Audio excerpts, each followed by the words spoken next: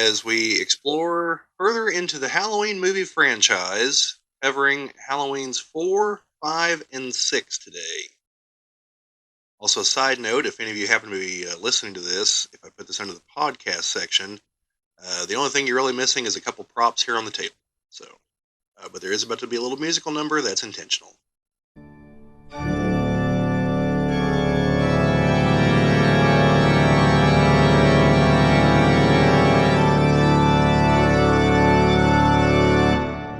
Welcome back, those who've been here before. Welcome those who are new to the channel. This is the Geek Cabal channel. I'm Bob, and this is part 2 of the exploration of the Halloween, or retrospective, of the Halloween movie franchise. If you haven't seen part 1, you should. It'll be linked to the top up here, or in the description. And it covers the first 2 movies, which I will have to discuss a little bit so you understand. Well, sorry, the first 3 movies, which I'll have to discuss a little bit for these movies to make sense. This is going to be covering Halloween's 4, 5, and 6. And there's probably going to be 3 other episodes of this, given the way I've broken things down.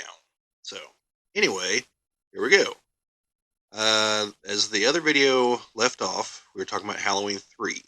Now, Halloween 3 doesn't have any connection at all to the rest of the franchise. Michael Myers is not in it. It involves Halloween masks and robots and the Silver Shamrock Factory and chunks of Stonehenge and just all kinds of gobbledygook. However, some of that does eventually kind of sort of wander in over to the other Halloween movies, just not directly. And I'll get to that a little bit. I think that's like episodes or parts 5 and 6. I shouldn't say episodes, it's not a TV show. So, as I mentioned in the first video, the Halloween series is a little tricky in that it doesn't all connect. Like I said, Halloween 3 is a standalone. Then, if one wanted to, you could stop with just the first movie. It's a complete narrative. The end is not a cliffhanger, despite the way it's presented. That's the way the movie's meant to end. There was never any intention to make a part 2. Once they did make a part 2, it's still the same night, and it's like the other half of, if you really want it to be, the other half of the story. So then 1 and 2 could themselves be a complete narrative, and just pretend like the rest of them don't exist, or maybe watch 3, but you don't have to go into any of the others. Now, if you decide that your adventure isn't going to end there, the first branch you can go to is what we're about to talk about here, which are parts 4, 5, and 6. So you could watch 1, 2, 4, 5, and 6 and have something of a through line for a narrative. So, 4, you'll notice if you ever check the credits, does not include Jamie Lee Curtis. Believe that she supposedly dies off screen somewhere. This is not the way certain other movies in the series take things, so that's why they don't really connect very well. So you have her daughter, who is Jamie Lloyd is her character's name, and she's played by Danielle Harris. And she's a little girl, and Michael Myers shows up trying to kill her. And her adopted older sister, because she's adopted, Jamie Lloyd is adopted into the other family. So Michael tries to kill her older sister, and kills a whole bunch of people along the way. 4 is a definite escalation in violence and the graphic level of violence. So most of the movie is, once Michael shows up, just, killing people. So towards the end, however, you have the town, once they realize Michael Myers is there, is like, hey, let's form a posse and go find him. And Dr. Loomis is back, because not only did Michael survive the massive explosion at the end of the second movie, Dr. Loomis did too. For his efforts, Dr. Loomis, part of his face is a little charred. But other than that, Donald Pleasance is back as Dr. Loomis. And so yeah, he encourages the townsfolk to form a posse, because he tries to tell the sheriff that, hey, you're outmanned here. Get a bunch of these guys out here with guns, maybe we can stop it. That's what they do.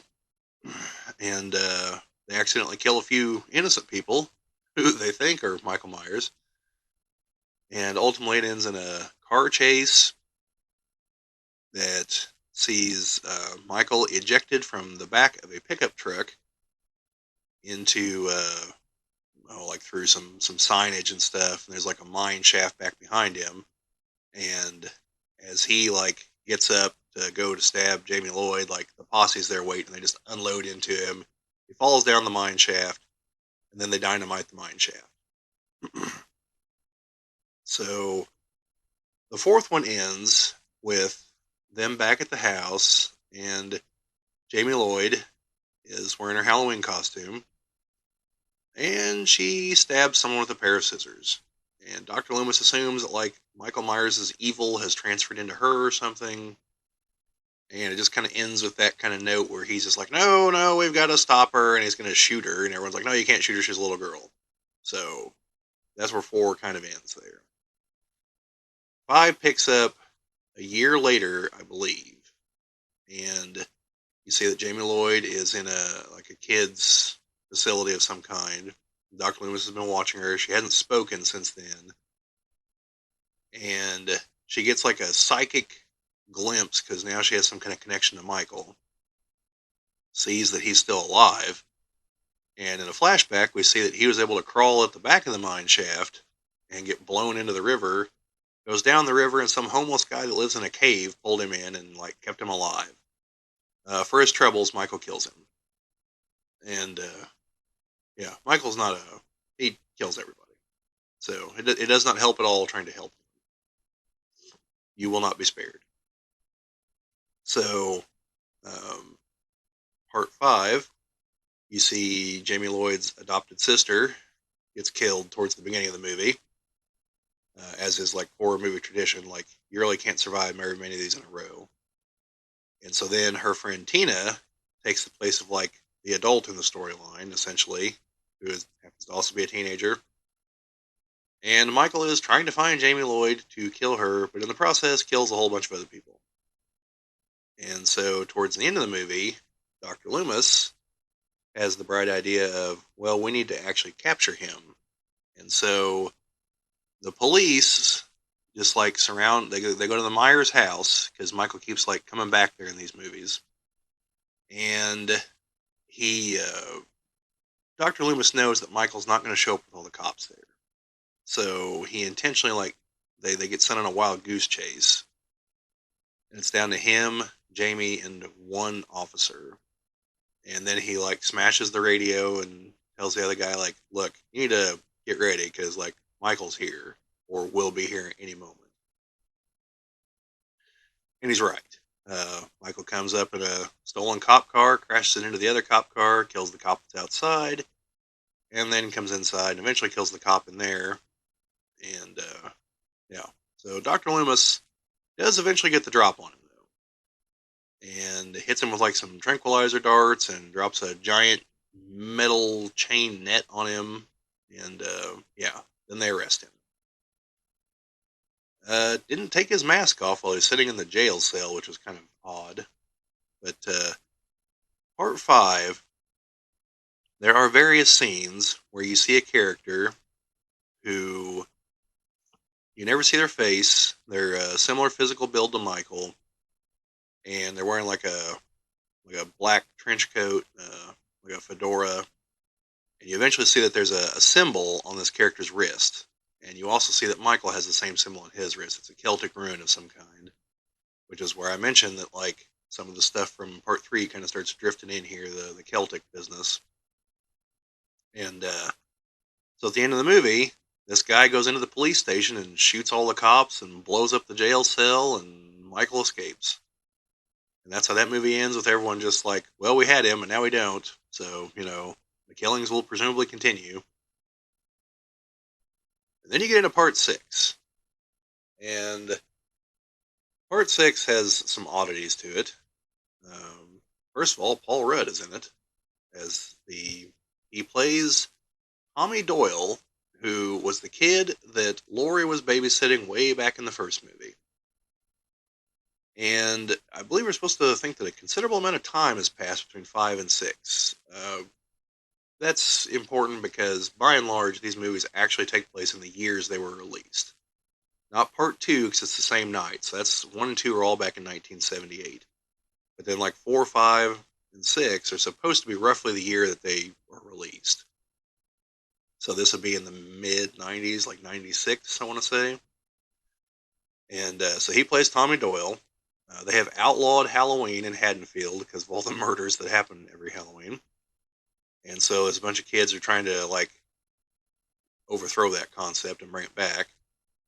And some shock jock radio guy is going to be there too. And so they're all getting together. But Jamie Lloyd, at the very beginning of the movie, gives birth to a kid. And as she's older, it's not played by Danielle Harris this time. And she escapes the facility as Michael shows up. And she hides the baby. Then Michael kills her. Because in this movie, the idea is put forth that Michael is trying to kill every single last member of his family. Something to do with ancient rituals whereby one child would be chosen and they'd be like anointed or somehow or another marked.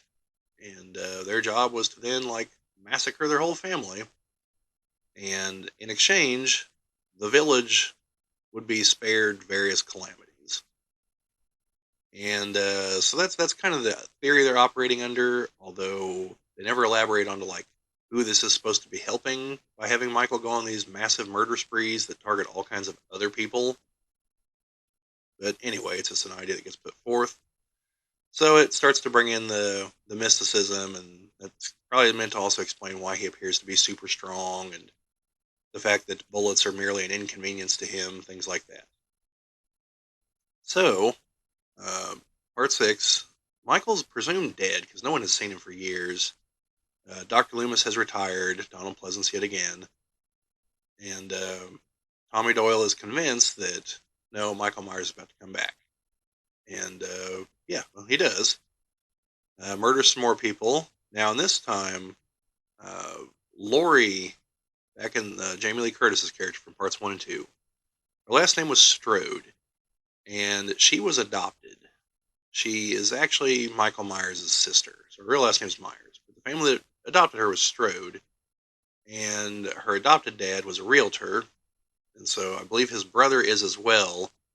And so this one follows that branch of the Strode family, and they are living in the Myers house because they can't sell it. And no one but the dad actually knows that. Everyone else doesn't know that there's a very graphic history to the house. So the fact that Michael's back means they'll have a giant target on their back, and they don't know it. And he proceeds to murder all of them. Then he goes after trying to find Jamie Lloyd's child, because that's the last kid in his bloodline, and proceeds to murder a bunch of people that get in the way of him there. And it all kind of ends up in the hospital there, the psychiatric hospital that's mentioned, Smith's Grove, in the other movies, where they kept Michael for a while. And for some reason, there's another doctor who thinks he's going to either be able to control Michael or control the kid that he suspects is also going to have the same kind of indestructibility and whatnot. He severely miscalculates. Michael Myers kills him, his whole staff, and a bunch of other people. In the end, they think they kill him whenever they inject him with a whole bunch of chemicals that I believe are for embalming. And he does appear to fall over and die. However, once they all leave, it kind of pans back to, you see his mask is there on the ground, and Dr. Loomis is like, no, I've got to go back in and make sure he's dead. And he comes back in. You don't see anything, but you hear him kind of screaming, and that is where Dr. Loomis meets his fate. We don't see it on screen. That whole scene was added because, unfortunately, Donald Pleasance died somewhere around this point in real life. And at the end of the movie, there's the in dedication or in memoriam, for Donald Pleasance. And so that's the end of his role in things. Although even in the other movies, they do still mention him a lot. They just obviously can't have him in there because he's dead. So this is where you can choose to get off the train again, so to speak, because parts 7 and 8 do not mention any of these events at all. And Part 7 was originally meant to have scenes talking about these movies to connect them all so you have one cohesive narrative, again, minus Part 3. And they opted to remove those to focus more on, well, what if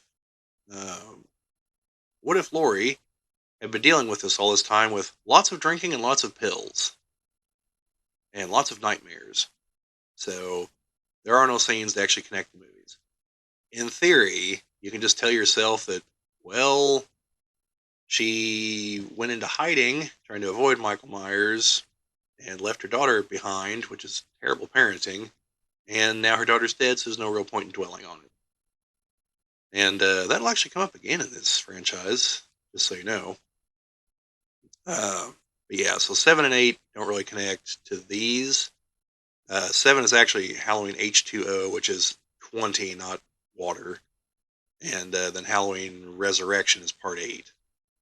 And so they form their own, like, 1, 2, 7, and 8 kind of offshoot of things instead of 1, 2, 4, 5, and 6. But again, if you really want to, as long as you can just assume that Jamie Lee Curtis's character is a terrible parent, then it can all connect. But otherwise, 6 is the end of this particular narrative chain. So I believe for the next one, we're going to be covering parts 7 and 8. And then I don't know if I'm going to do the Rob Zombie ones last because they're not connected at all. But I'm probably going to try to stick with like release order. So basically, all throughout 4, 5, and 6, you have just ever escalating violence and the graphicness to the violence. And you see this again in the final 3 movies as well. So you have that. You have Michael Myers' appearance changes a little bit between these because they definitely changed the mask. 1 and 2, I think it's the same mask. 4, it's definitely different. It has lost some of the definition. It's definitely an actual different mask. It's lost some of the definition. It's more of like a chalk white instead of obviously been a little battle damage like the others. 5, it starts to look closer to how it traditionally looked in 1 and 2, and 6 is a lot closer.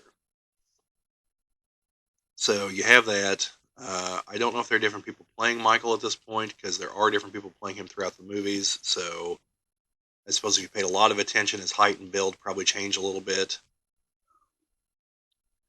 But yeah, other than that, like I said, the main star that emerges in 4 and 5 is Danielle Harris's character, Jamie Lloyd. And I mentioned her specifically because 1, she's the main character, but 2, Danielle Harris shows back up again in the Rob Zombie Halloween movies. And the 2 movies she's in here, 4 and 5, are from the 80s. And the Rob Zombie movies are from the mid-2000s. And due to her height and appearance, she can still relatively convincingly play a teenager, even though she would have been in her late 20s, early 30s at that point. So, something to think about there. And then I'll mention all the Rob Zombie movies have a more fleshed out cast as far as people you've seen elsewhere. Whereas these are not so much. So yeah, that's a lot of what happens there. I